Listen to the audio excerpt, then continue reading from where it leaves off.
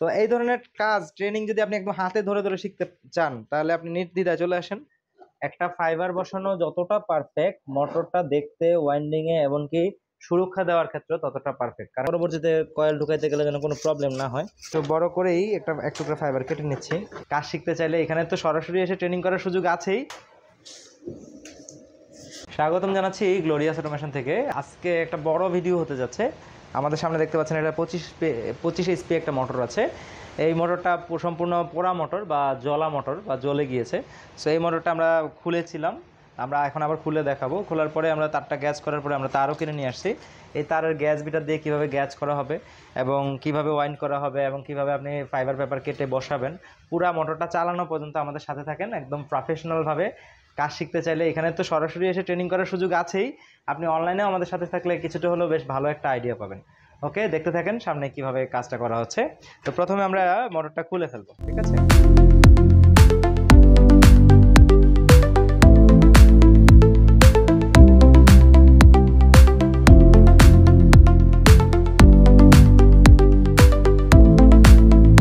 দেখতে পাচ্ছেন আমরা দুইটা পাশ খুলে ফেলেছি, আমাদের রোটর পাশটা নিচে রাখা আছে এবং প্রথমত দেখা যাচ্ছে এটা যেহেতু পোড়া মোটর, এটা কয়েলগুলো খুলে ফেলা হয়েছে এবং পুরো অংশটা ভালো করে ক্লিন করতে হবে। একদম যতটুকু পারা যায় সুন্দর করে ক্লিন করে নিতে হবে এবং পারলে এরকম সরু স্কেল দিয়ে প্রত্যেকটা খাঁজে যেন পরবর্তীতে কয়েল ঢুকাইতে গেলে যেন কোনো প্রবলেম না হয়, একদম পুরোপুরিভাবে সুন্দর করে ক্লিন করে নিতে হবে।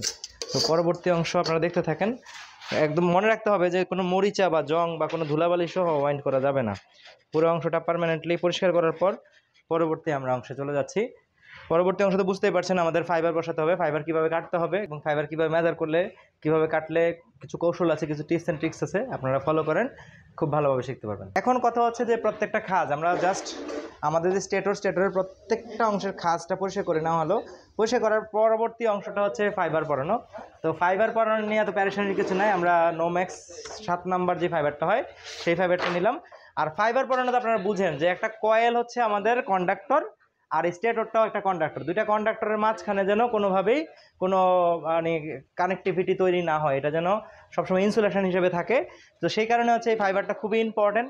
কোনোভাবে ফাইবার কাটা এবং ফাইবার পরানো কোনো দিক থেকে আমাদের গ্যাপ রাখা যাবে না। আপনারা দেখেন কীভাবে ফাইবারটা কাটা হচ্ছে এবং কীভাবে পরানো হচ্ছে। আমাদের মোটরটা হচ্ছে 36 স্লটের, তার মানে প্রায় 36টা সেট ফাইবার দরকার আমার। তার আগে দরকার হচ্ছে একটা পারফেক্ট মাপ। তো একটু ক্লোজলি আসেন, দেখেন আমরা কীভাবে মাপটা নিতে হয়। আমরা প্রথমে একটা জাস্ট টুকরা কাগজ থাকলে খুব ভালো হয়, টুকরা ফাইবার পেপার। আমি জাস্ট একটু অনুমান করে একটু বড় করেই এক টুকরা ফাইবার কেটে নিচ্ছি।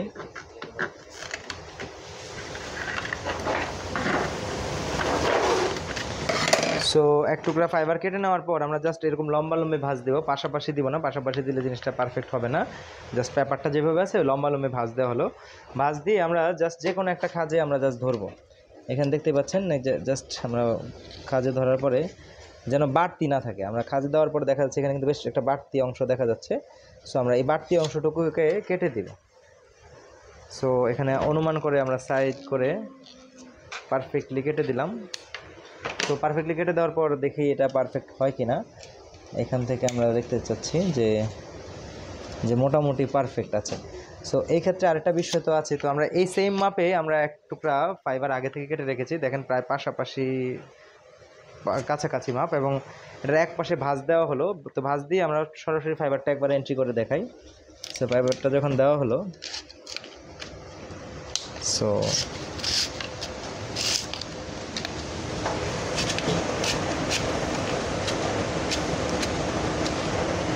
এই পাশ দিয়ে দেখান একদম পারফেক্টলি আমার ফাইবারটা এখানে ইন হয়ে গেছে।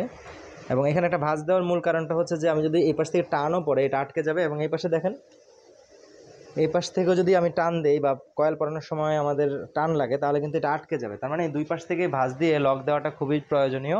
সো এইভাবেই আমরা 36টা স্লটে 36 সেট ফাইবার আমরা পরায় দেবো, ঠিক আছে। ওকে, দেখতে থাকেন কীভাবে করা হচ্ছে।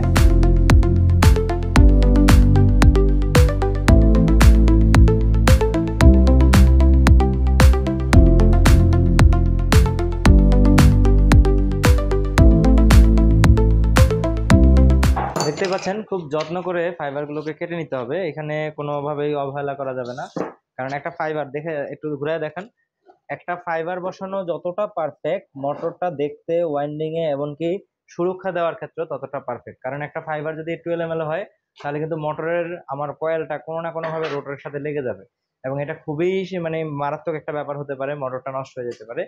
সেক্ষেত্রে আমি বলবো যে ফাইবারটা যত্ন করে কাটতে হবে, এবং ভাঁজ দিয়ে ফাইবার পরানোটা খুবই বেশি ইম্পর্টেন্ট। তো দেখেন একটা ফাইবার কিভাবে পরাতে হয়।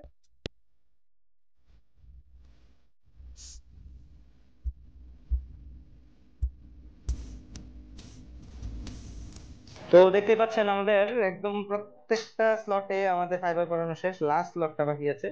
তো একটু ক্লোজ দিয়ে দেখান কেমন হয়েছে আমাদের স্লট পরানোটা। তো এই ধরনের কাজ ট্রেনিং যদি আপনি একদম হাতে ধরে ধরে শিখতে চান তাহলে আপনি নির্দ্বিধায় চলে আসেন, একদম নিশ্চিন্তভাবে পারফেক্টলি এখান থেকে শিখতে পারবেন। আমরা লাস্ট ইয়েটা দেখাই।